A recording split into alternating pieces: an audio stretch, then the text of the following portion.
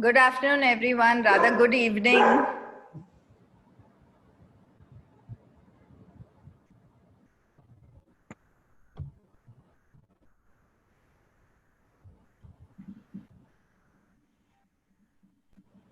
While we're waiting for others also to join in, you can go ahead and introduce yourself in the chat. Good evening, Clary, Peter.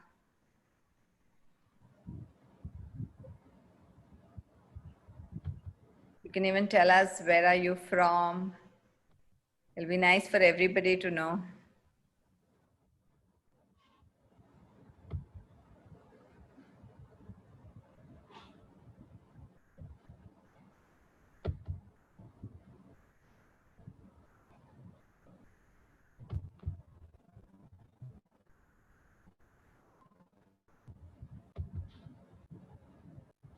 Thank you, Clary, for putting that in the chat.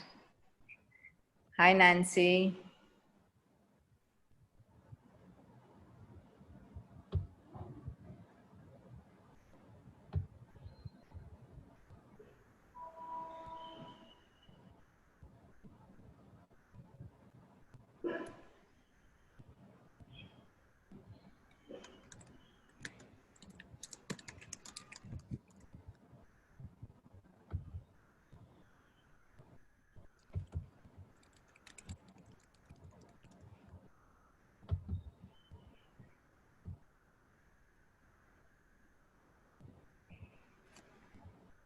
So we will, as everybody's introducing themselves in the chat, let's take 2 minutes before we start.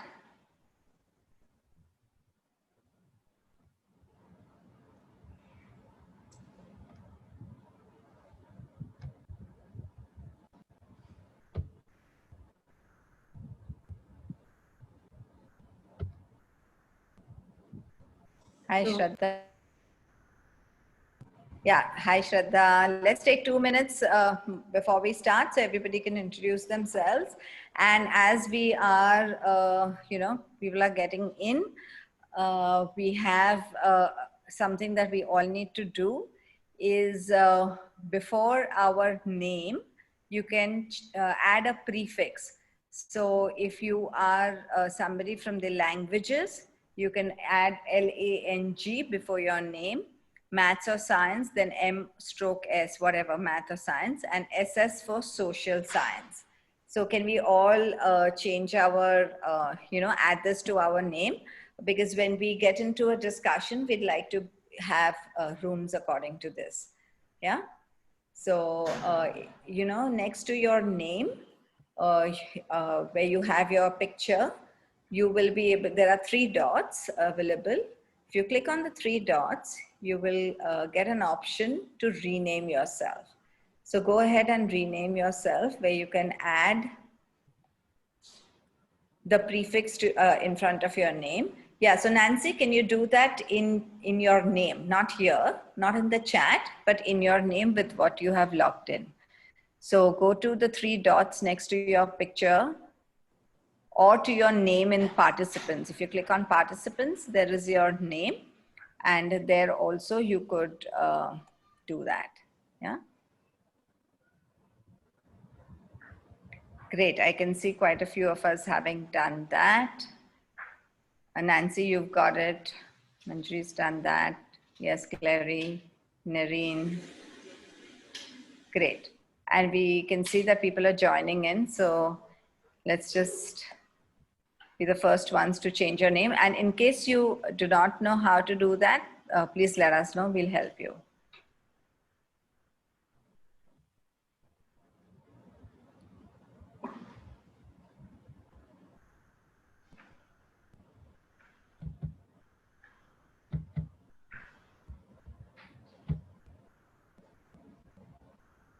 Great.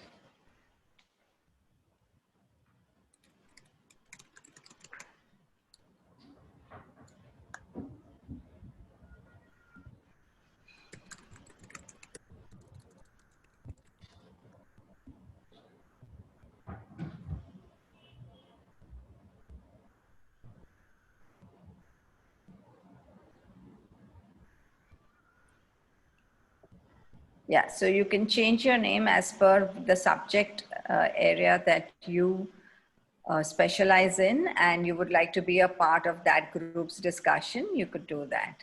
And in case you have any difficulty, you can please put it on the chat or let us know. We can help you out to change your name. Yeah.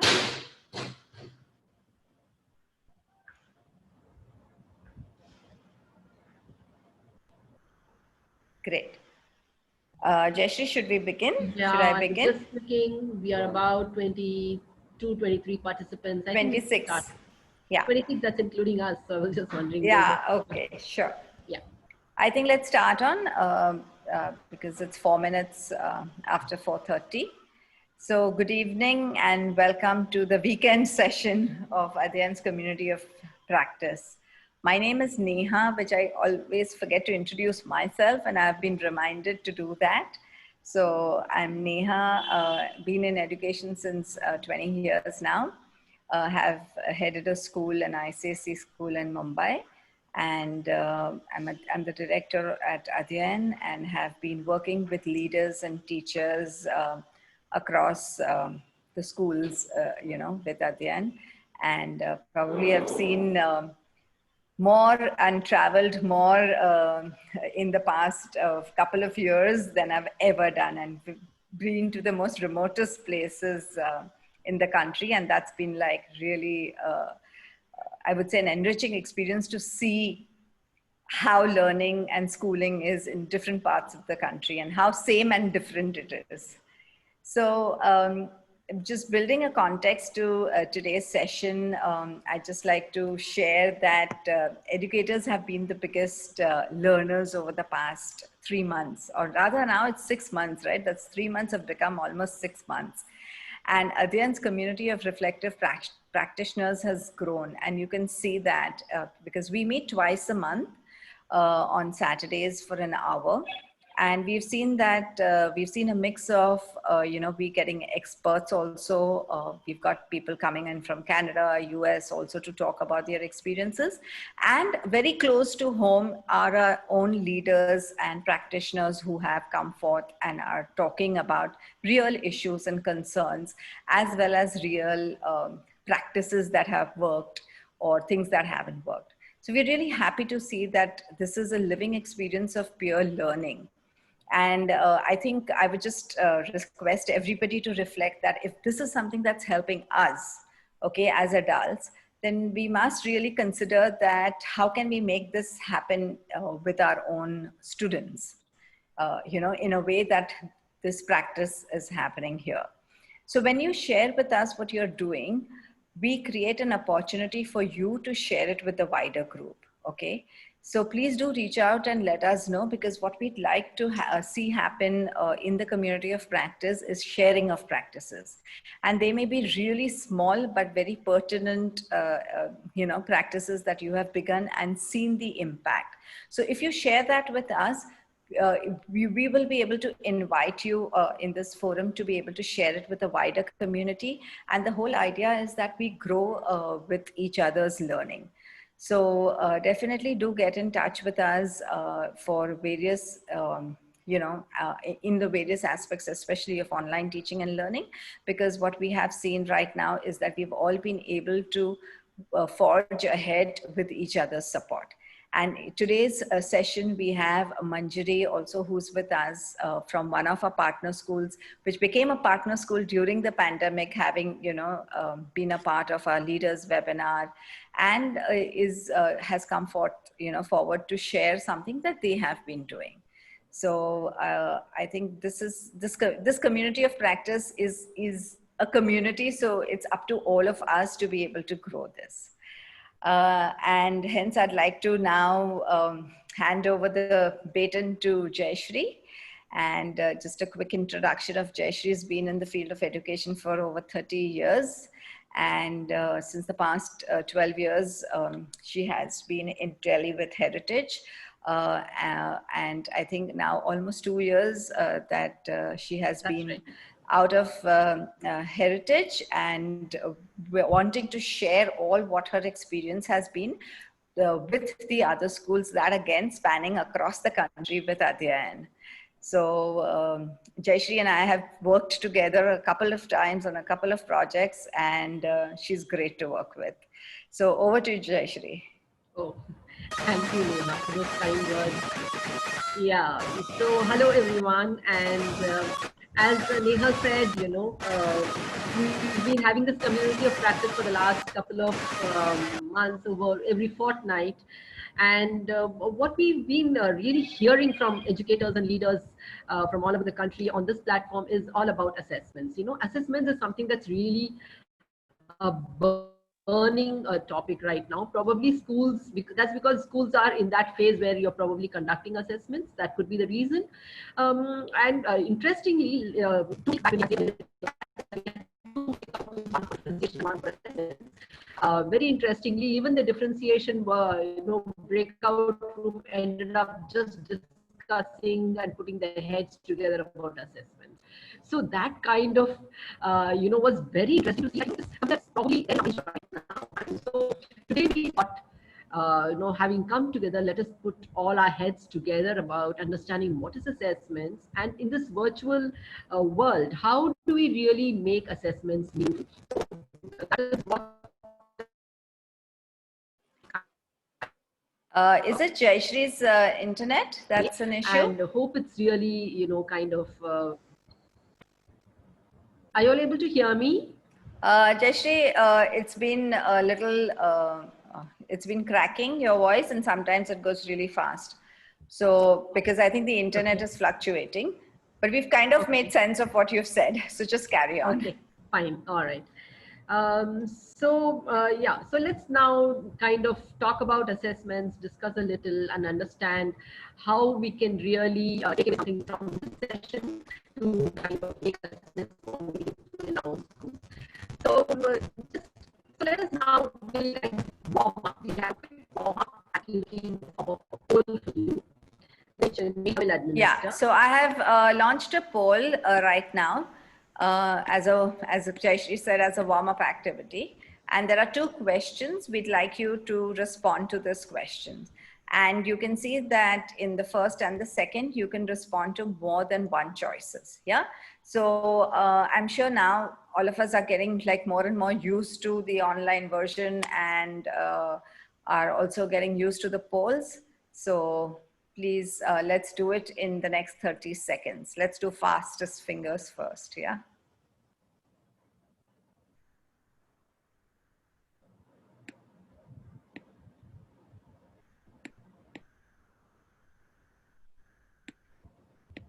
Is everybody able to, I haven't seen any responses on the poll. Can somebody give me an indication that you can see it? Manjari, are we able to see the poll? Yeah, I can see the responses as well. Yeah. Oh, okay. So then it's it's playing on my side. Thanks. Great. So Manjari, if you can see that, just let us know when it's like forwarding to what percentage. Yeah. About 25% of us have voted so far. Okay. I'll so let let's you know wait. when it's 100%. Yeah.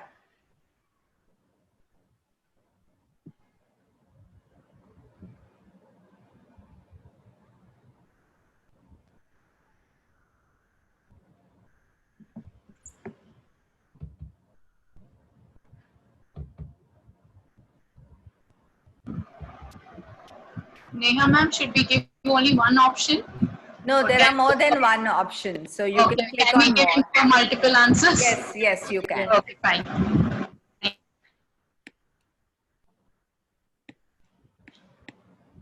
And scroll down for the second one too. Yeah.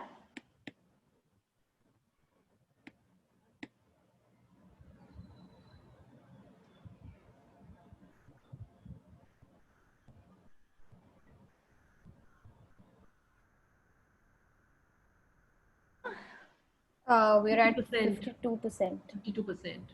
Okay, so another 30 more seconds, because I think it requires us to read a little and then be able to choose. So it's 2.30 seconds now. So exactly at 3 minutes, we end the poll.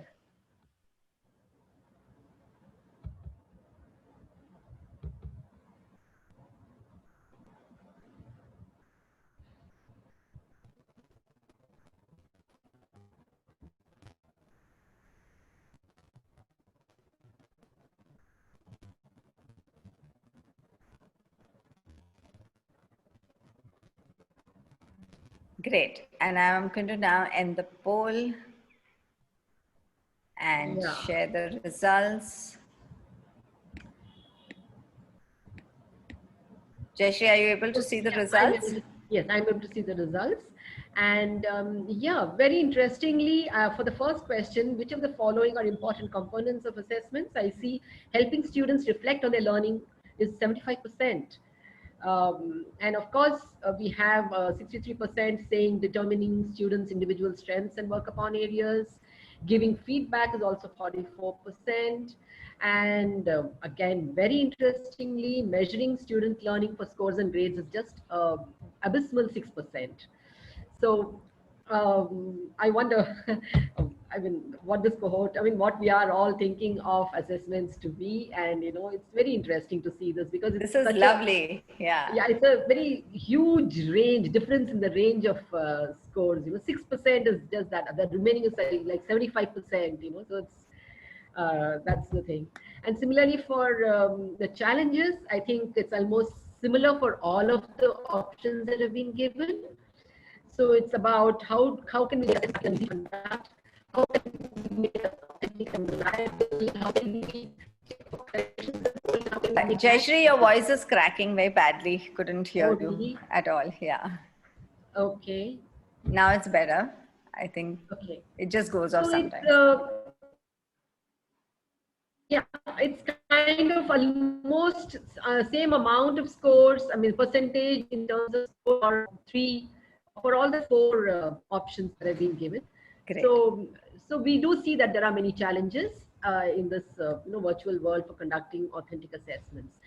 Okay, so just so then talking about assessments itself, uh, we all have heard about these terms formative and summative. So we are all very aware of what are formative assessments, what are summative assessments, and we talk about them, we do them, we conduct them in our school, and we know summative is something that we administer right at the end of a unit or a topic, and we call it assessment of learning.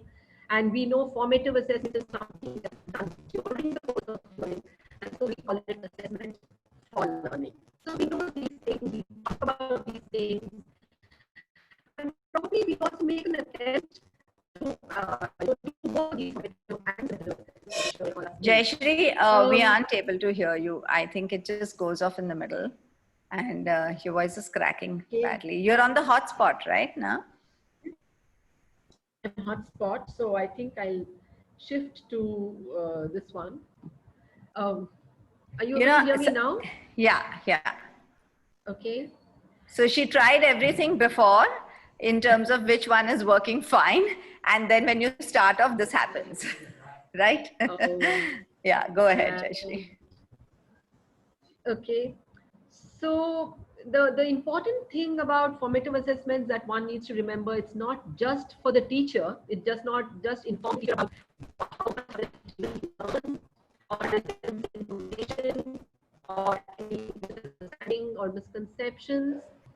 It is also important for students to be involved in the assessment. So are you able to hear me?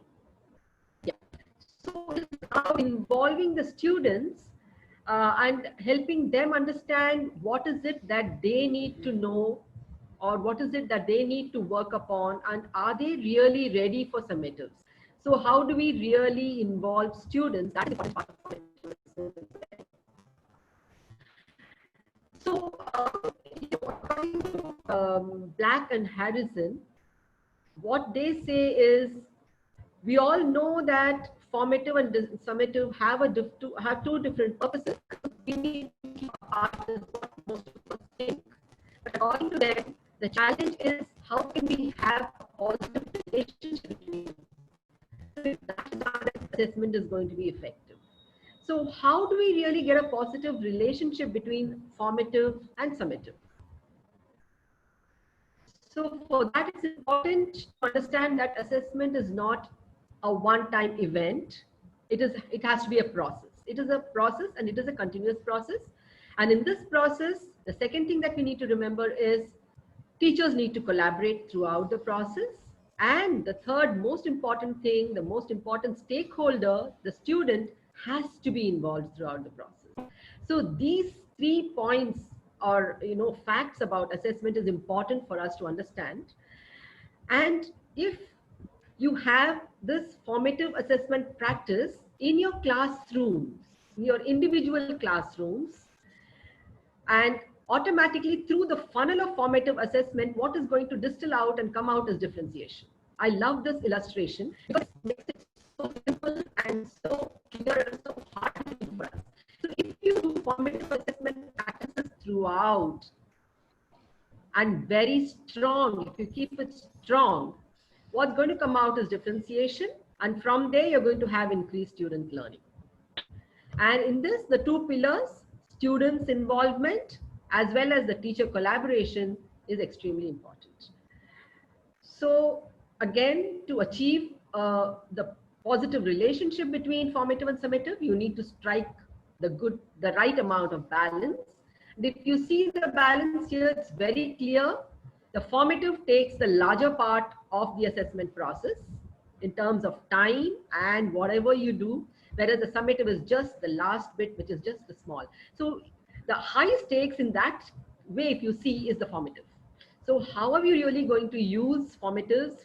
And it has to be for a longer time and through various different strategies, and it has to be inside the classroom and more classroom focused rather than actually being summative and scores and judgment focused.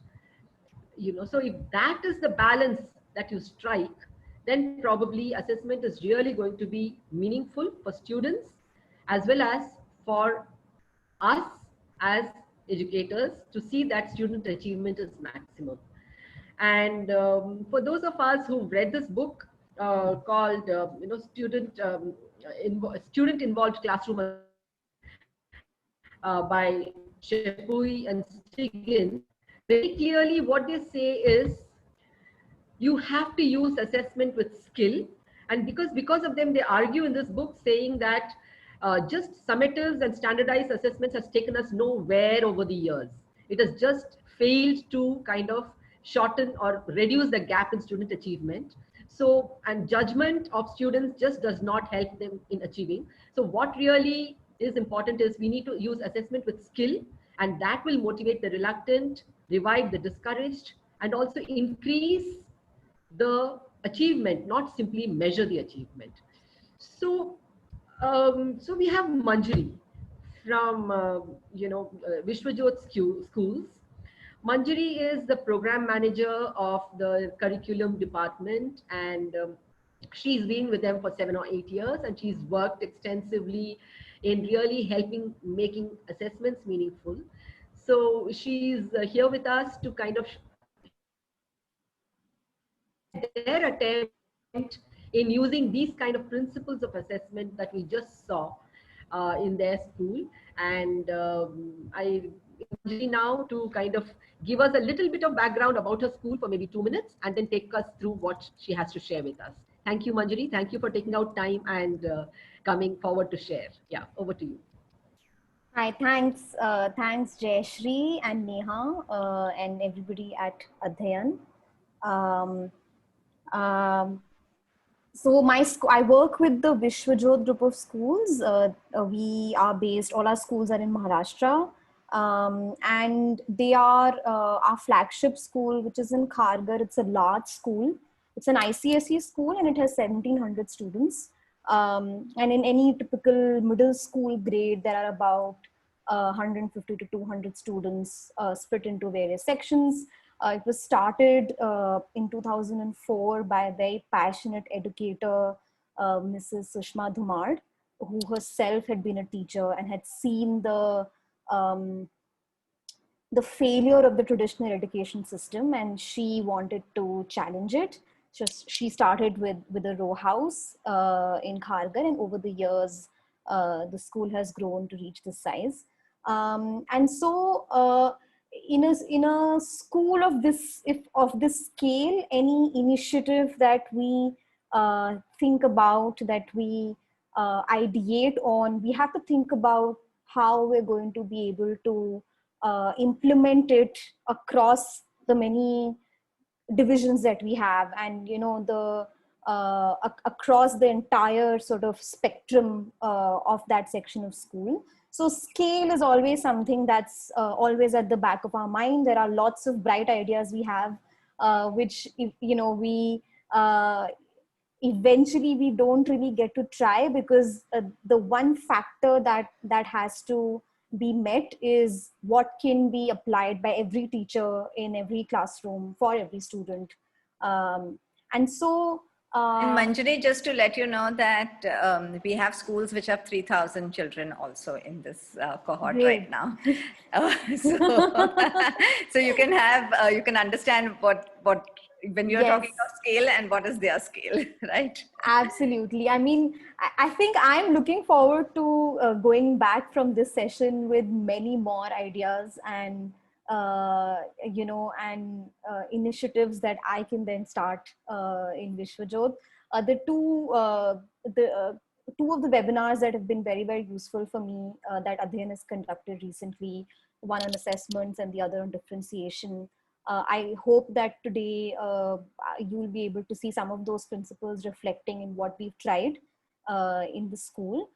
So that's a little bit about the school. I'll start sharing my screen, Jayashree.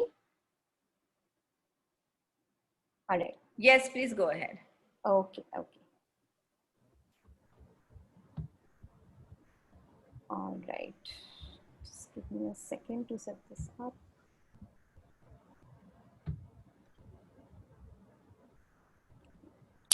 Can all of you see my screen? Yes. Yes. Right. So making assessments meaningful is something that, we've been working on for a while. When the pandemic struck and schools were shut down, initially it was all about scrambling and trying to ensure that learning doesn't stop. And as the weeks went by, I think all of us realized that at least for this academic year, this is what it's going to be, right? This is for the large part of this year, we are going to teach online. And we had a lot of questions about how we are going to execute assessments. All of the concerns that were there in the poll earlier in the session, all of those concerns were there for us as well. How do you ensure that, for lack of a better word, students don't cheat in the exam? How do you ensure that the teacher is able to correct to the level of detail that she'd be able to correct in a physical paper, etc., etc. And I think at some point we said that, okay, let's look at the benefits of doing this online. We now, all of us have access to our own devices, and everybody is just much more open to adopting online tools, the students and the teachers and the parents. And so instead of just looking at things that we cannot do in the online school, let's look at things that we actually can do in the online school, which is easier to do in an online setting, and try those ideas out. So we had 3 questions that we wanted to tackle, and that's how I'm going to just take you through how we thought about answering those questions for ourselves. And I'm using the context of mathematics for the middle school, so grade 6, 7th, 8th, as a case study for it. And so the first question we had was that, how might we make assessments a tool for differentiation rather than for just passing judgment?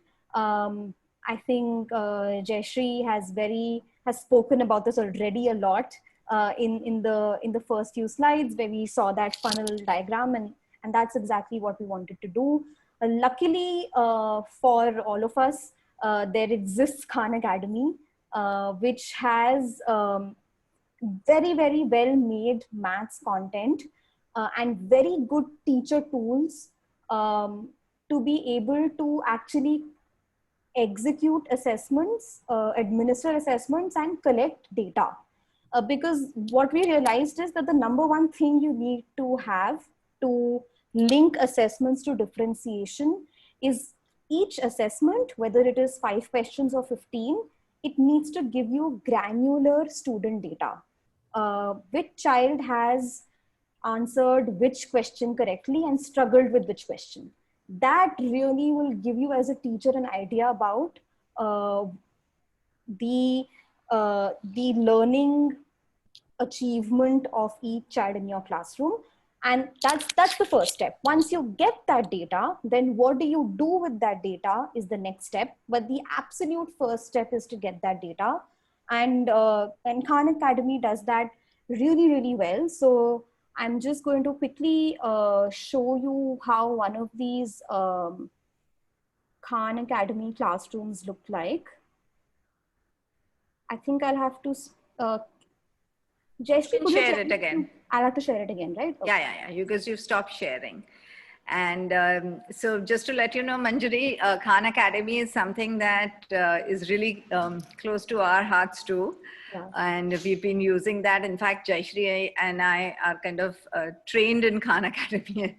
We're kind of trainers for Khan Academy too. Like that's a coincidence that you're showcasing that too. So I'm going to trouble either or both of you for any questions that I have as we go along with it. Yeah, because I think that content has been really well made, and you wish that was available in all other languages and so all the subjects. Absolutely. Yeah. So those of you who use Khan Academy already in school would know about this. It basically lets the teacher create a class and assign students work to do. That really, I think, is the superpower of Khan Academy. You can tell your children to just go on Khan Academy and make an account and start practicing, but that doesn't show you their data. So it's crucial for a teacher to make a class, invite her students and assign them work to do. And this is how that looks. So this is, let's say, all the students in one class, and these are some of the tests that the teacher assigned them. You can see that this is May and July, so towards the beginning of the academic year. And these are their sort of overall scores on it. We assign them module-wise tests, so it helps us figure out which child needs more help in which module. But it can go very, very granular. You can go inside a particular module, let's say like decimals, and really break it down to small skill levels and see what each student's achievement is on each of those small levels. And once you do that, once you give what is called a unit test on Khan Academy, then you can start doing this. So here you can see that each column here is one specific skill related to decimals. So add decimals visually, subtract decimals visually, so on and so forth. But you will see that not all skills have been assigned to all children, right? So for example, subtract decimals visually has only been assigned to a few children in this class. Multiply decimals has been assigned to a few others. So this is where the differentiation starts happening. Because Khan Academy is giving you such granular data, the teacher can then spend all her time actually, or most of her time, analyzing the gaps for each child and assigning them practice accordingly. It takes care of everything else, right? It takes care of the checking and the scoring and all of those things, and just makes it really, really easy for the teacher to become a data scientist and therefore plan her classes. This also makes, in this day and age, asynchronous maths practice very, very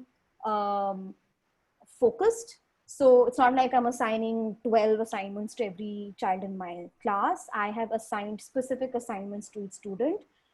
And really builds ownership of that practice for the student, because they know that I've been given practice that I individually need to do and not something that has been given to the entire class. So this was, it's been very, very helpful for us to answer that very first question as to how can we use assessments to drive differentiation and, not just make it a point in time judgment of the students learning. And what in our debriefs we figured out that basically we need in any subject, if we are to do that, to do this thing, we need a tool that can give us accuracy data per sort of question or per topic. So if you want to replicate this for language, for example, it will be great to have an assessment where it's broken down into different modules pertaining to that language, and we get data according to the module. Because then you get that data, you can make a format, you can record it, and you can use then that data to plan your lessons and make them differentiated. And like Neha said, it would be amazing to have a platform which does this for many other subjects. Khan Academy has these tools, such highly developed tools only for maths so far. And if any of you have found any other platforms for other subjects, I'd be very, very excited to know about them. Just going ahead, the next question that we asked ourselves is, okay, so if this is going to work in this way, then we need to make assessments continuous and therefore formative, rather than to just like a milestone summative event, just like a first term exam or a unit test or whatever. It needs to become a part of our continuous teaching plan, so to say. And we were very cognizant that we cannot expect teachers to do a lot of correction in this format. Anyway, you are getting student work, as PDFs or whatever, they're writing in the notebook and then uploading a PDF on Google Classroom, and then the teacher has to sit and correct it. So this was a big problem for us. Initially, we started with very long sort of, all the practice that children would do, we would ask teachers to correct it almost every day, and that didn't work. So we had to come up with a system where this can be done continuously, but also in an achievable fashion. So to make this work, what basically we did is that we took every module in maths, and I'm going to continue with the example of decimals here. And the teacher sat down and they broke the chapter into these sub-levels. A lot of this is inspired from how Khan Academy splits modules into levels, but they did a little bit of tinkering on it. Maybe they added a few levels of their own. Maybe they changed the order around a little bit. But each one of these levels is basically a learning outcome put in a logical sequence. So it starts with I can compare and order decimals, which is very basic learning outcome for decimals, all the way down to I can solve simple word problems involving decimals. So it doesn't remain just this abstract idea about teaching decimals, but the teacher knows that each child in her classroom has to follow this path from learning outcome number 1 all the way down to learning outcome number 12. And then what she was able to do is, after having taught, let's say, the first 3 levels in the classroom, the teacher makes a very short mastery test, we call it, maybe a couple of questions per level, and gives that to the children to do, and corrects that per level and collects data based on that. So this, I have switched to Google Classroom. Are you able to see my switch screen? Yes, Manjari, we are able to. Okay, great. So for example, this is a mastery sheet that a child has submitted, and you can see that some of these are, for this child, for example, he or she's gotten all these answers correct. For this child, you can see that number 3 is incorrect. So because each question is tied to one of the learning outcomes on the decimal arc, basically what the teacher is able to maintain is this sheet, where you can see all the learning levels for decimals here, and you can see M for mastery or P for practicing. And the teacher continuously keeps updating this sheet. It's also shared with the student so that there is student ownership of their own learning. And therefore, neither the teacher nor the student needs to say, I don't know decimals or I know decimals. They are able to say exactly where they're struggling in that chapter or where they're doing very well. It immediately becomes very actionable. But this only works if it's happening regularly. It doesn't work if you've taught all the 12 levels, in class, and then given 20 sums for the children to solve. It has to be done parallel to the teaching transaction in class. So in a typical week, we might be given 2 of these mastery sheets, because it continuously informs your planning as a teacher. And therefore, this system, we found, at least works very well as a formative system in maths. It's bite-sized. It's not a big thing to do twice a week, which we found was very, very important. It's very important to be able to make this formative assessment bite-sized, equally for the students to complete and submit on time, but also for the teacher to check and make a note of her data. If we give very long formative assessments, then we found that system broke down, because teacher didn't have the time to check so much work every week. And so this is the two things go in parallel: the practice that is assigned to students on Khan Academy and the mastery sheet system that the teacher runs on her own. They go in parallel, but they meet in this sheet. So this sheet sort of becomes the holy grail for the teacher to plan and execute every maths class that she has. The student and the teacher are very closely collaborating in this, but we still had one more stakeholder to think about, which was the parent. So this was the third question we had for ourselves. How do we share the student learning data with parents in a manner that is positive and actionable?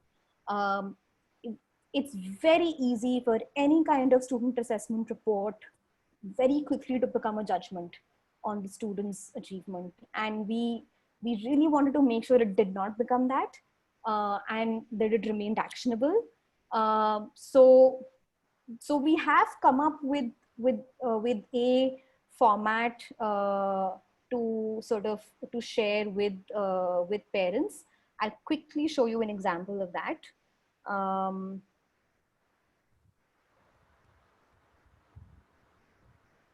Right.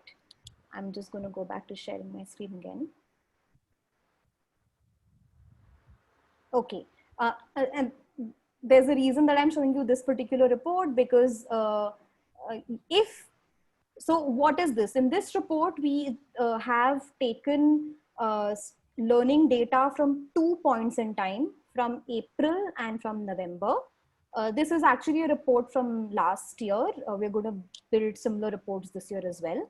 Now this child, if you would just look at his achievement chapter wise in November, you might feel that, oh my God, this child is really struggling with maths, right? And the parents will feel bad, the child will feel bad. It will overall not be a very good conversation to have. But when you see where that child was in April and the gains that he has made in November, that makes it gives you a direction. It tells the child that there is some distance that he's already covered.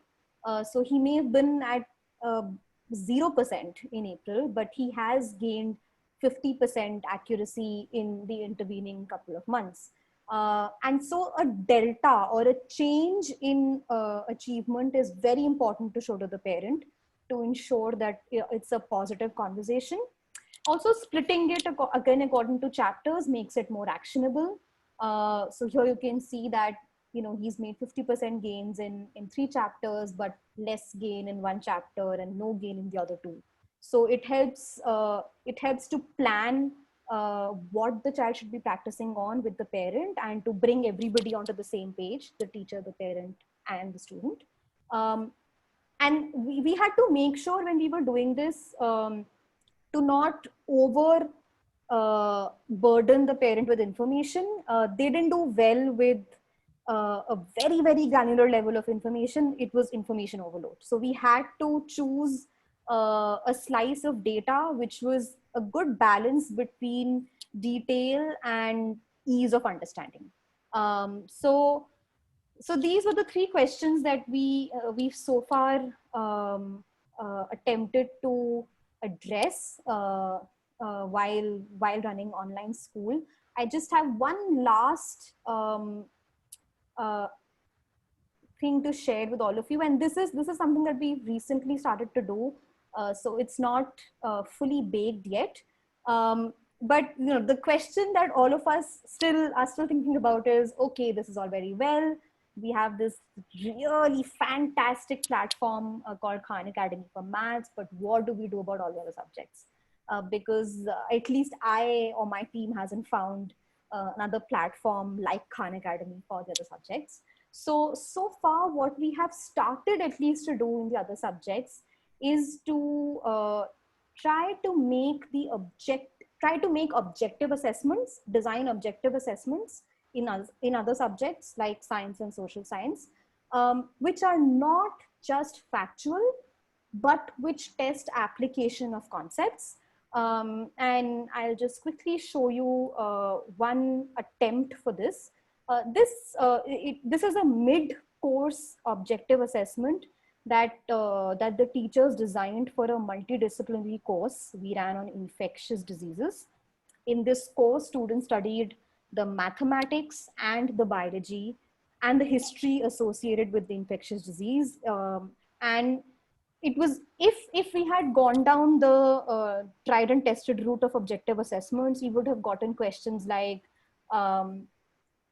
state true or false, fill in the blanks, those kind of things. And our attempt was to move away from that and to even in objective questions, even in MCQ type questions, encourage application of concepts. So for example, if you look at this particular question, which is, look at your tongue, you looked at your tongue under the microscope and found it teeming with bacteria, what should you do? So you're setting up a situation and asking the child to choose what should be done in that situation, which is an application of a biology concept taught in the course. Another trick that worked very well is to have a visual cue in the question. So this question has graphs of the spread of infectious disease, and then have a question like this: select all the statements which are false. So you are, as a student, you're interpreting the visual in the question. So some of these attempts we've been making recently for other subjects, and what I would like to do at the end of the session is to share this guide with everybody. We've just started making it. The few tips for teachers to make objective assessments, and a question bank of questions from different subjects and for different grades. Because one thing that we found is that to actually get this idea across to all the teachers working in the school, it's useful to have actual examples from different chapters and different subjects. So I'd be happy to share this guide with everybody, and if Neha and Jayashree think it's viable to do, it can be an open document, and all members can just contribute to it. Sure, we can share it, in the email after this. Yeah, So we can do that.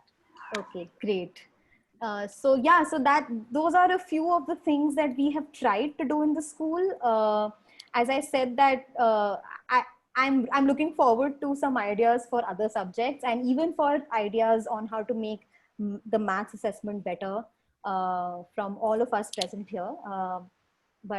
And that's the end of my presentation. So back to you, Jayashree. Yeah, thank you, Manjari. So, any quick questions? We can take one or two questions before we move on quickly to our breakout rooms, short breakout rooms.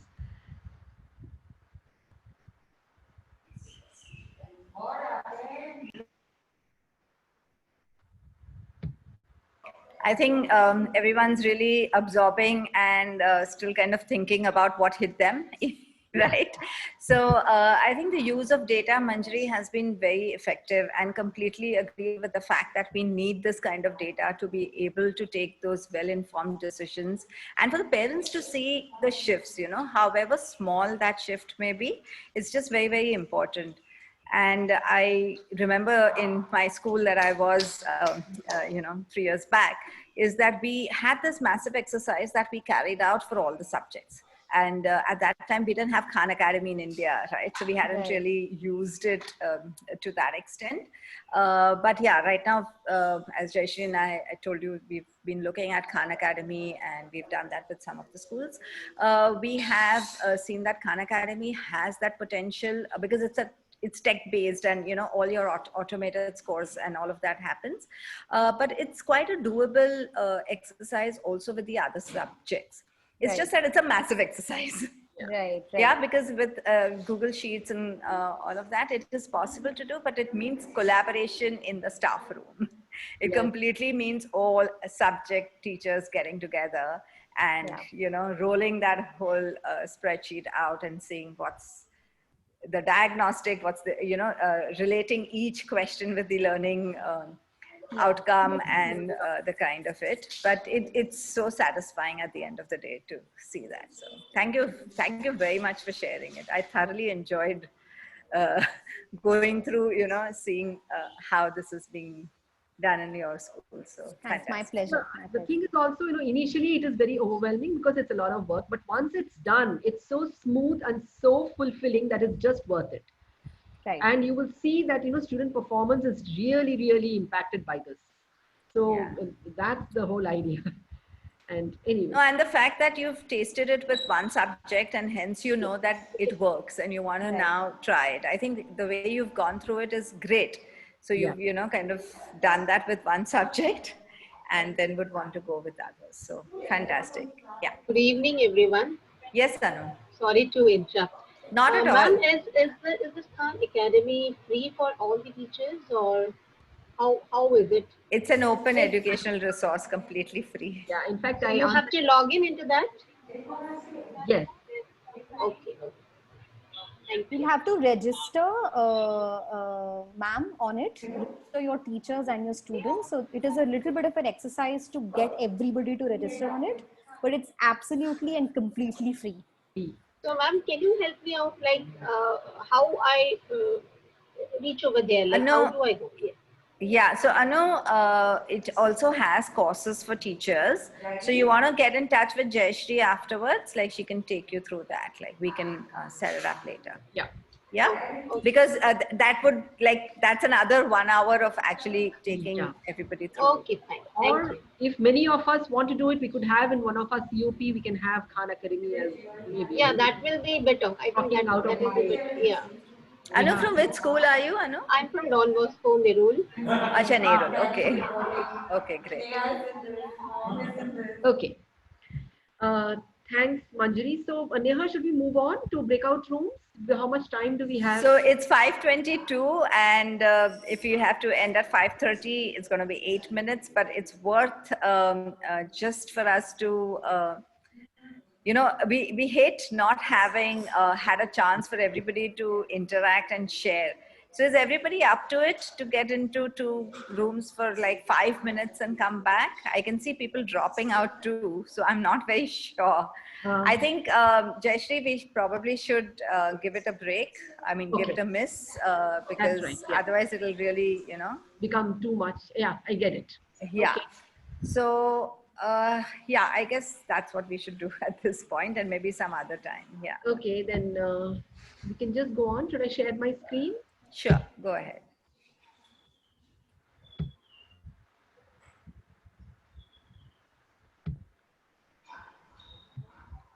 So while she's sharing her screen, I'd just like to let you know that what I reiterated at the start, but some of you may have joined later, is that when you share with us what you're doing, we can create the opportunity for you to share it with a wider audience, and a wider group. So do reach out to us and let us know what you're doing, however you think is small. Yeah, but it's going to really help everybody. And sorry, Manjari, the breakout rooms would have been something that we would have more sharing of ideas. But considering it's Saturday and we Yeah. don't want to really overshoot the time. No, I completely understand. I mean, anyway, in this time, we've all been working crazy hours. So. Yeah, exactly. So I think we should not exceed. Yeah. So, yeah. Yes. Neha, you want to go on? Yeah, so I'm also thinking about that maybe, I mean, so today we shared about assessments. What's also coming across quite clearly is about what are we doing when we get students into school in small groups, like, uh, maybe what we'd like to do is send out a form for you and you could all share that how is group work, small group work happening in schools, or how do you plan to do it in schools. And maybe that could become also another topic of discussion in these community of practice sessions. Yeah. So what Jayashree has put up on the screen right now are Adyan programs, just for everybody to know that we run the leaders webinar using the Adyan framework, which all of you are very aware of. This is only for the online teaching and learning framework, which really helps leaders to move ahead. And some of our partner schools are here, which are talking about it. And Manjari has been a part of that too. And we've trained about 300 teachers through the Tech for Teachers sessions. And so that's our program for teachers. And we'd like to do that for schools as per their professional development needs. So for early years or for class 1 to class 12, and that's been going on really well. So we'd love to do that where there is a need and a request. And we've also introduced a parallel program, I mean, a vertical for parents, which I'm thoroughly enjoying. And that is a seminar, webinars on cyber safety, parental controls, and also Parenting Plus, which is a program for the toddlers, the parents of toddlers. And that's been fantastic because I think we don't have any parenting course, right? So we take them through the child development domains and we get them ready so that when they join your school, you won't have a problem. You won't be talking about parents being troublesome because they would exactly understand when you talk about the holistic child. So that's another bit that we are doing. So I'm just kind of sharing the work that we do currently. And it's been really exciting. The last 5-6 months have been absolutely exciting, steep learning, draining, exhausting. And I'm sure all of you will agree with that. So on this note, Jayashree, you want to share the feedback link? Okay, so Rekha's put it on the chat. Yeah. So this is the feedback. It's a Padlet that we've created. So if you could go there, just quickly put in your thoughts on 2 things. How was your session today? What were some of your takeaways? And also any topics that you would want to discuss on this platform in our coming future sessions. We would love to hear that as well. So if you could just copy, Annette, has Annette put it on the chat? Yeah, it's in the chat. So if you could just copy the link. Or you can even click on the link or copy, paste it and add there. And this will be your way to also encourage.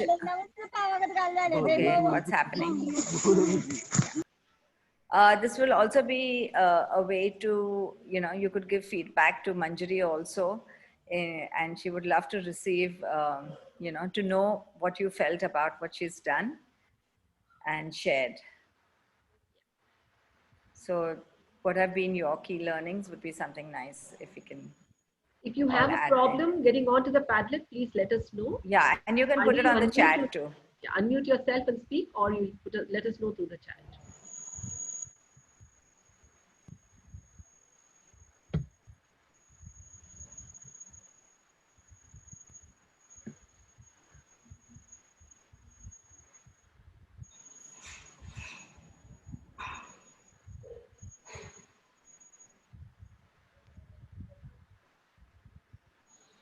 So our next community of practice session would be on the 10th of October. So in October, we'll have on 10th and 24th October.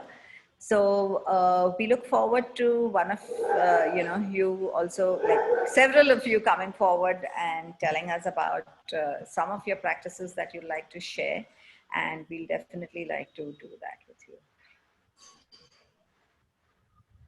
Yes, Nereen, I can see you're struggling for good online websites for math. Nothing better than Khan Academy. I think that is what I would say. Yes, it's just brilliant. So Manjari, she's put in, do try Go Formative for language. For languages. Okay, great. That's great, Nareen. You know, that's collaboration and that's sharing.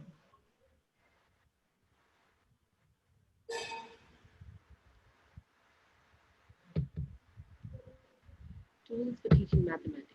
Okay.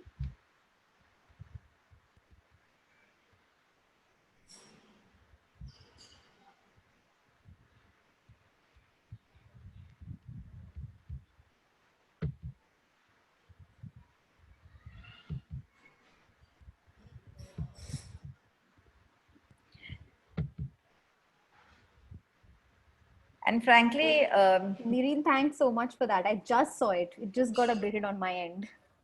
what? The- Acha, the suggestion. Yeah. Absolutely no problem. I mean, Go Formative is something that we use in our school for languages and social studies. You can try that out and see how it works for you all. Good to see you, Nareen. Managed to get into today's session.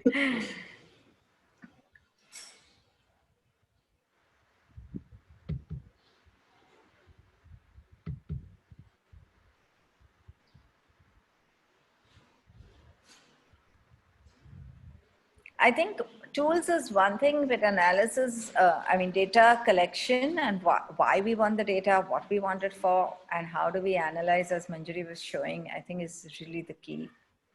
And it misses, as you said, it's overwhelming at the start. Yeah. It's what you feel, but I think it's about getting used to. Wasn't tech also overwhelming? Yeah, anything you start newly is overwhelming. Right? Yeah. And then how we've all taken on to it so well.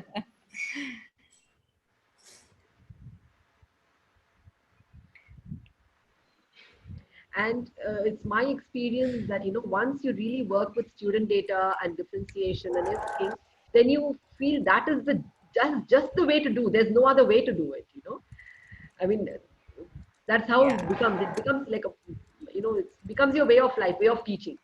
You can't do it any other way. So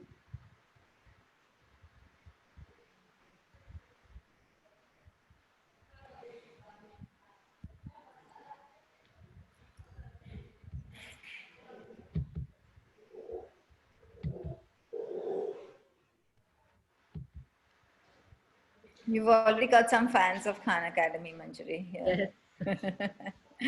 I'm sure both you and Jayashree are happy about that as well. Yeah, I really like it. I really like it. It's Yeah. really nice. And there's so many ways in which teachers can use the resources of Khan Academy, right? Yeah.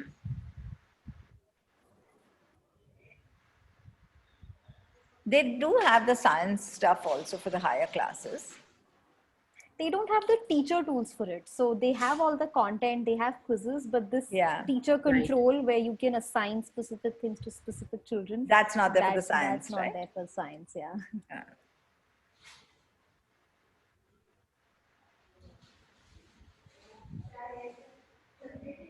So Yeah, I think it's 5:33, so we could 5:33. close the session. Yeah.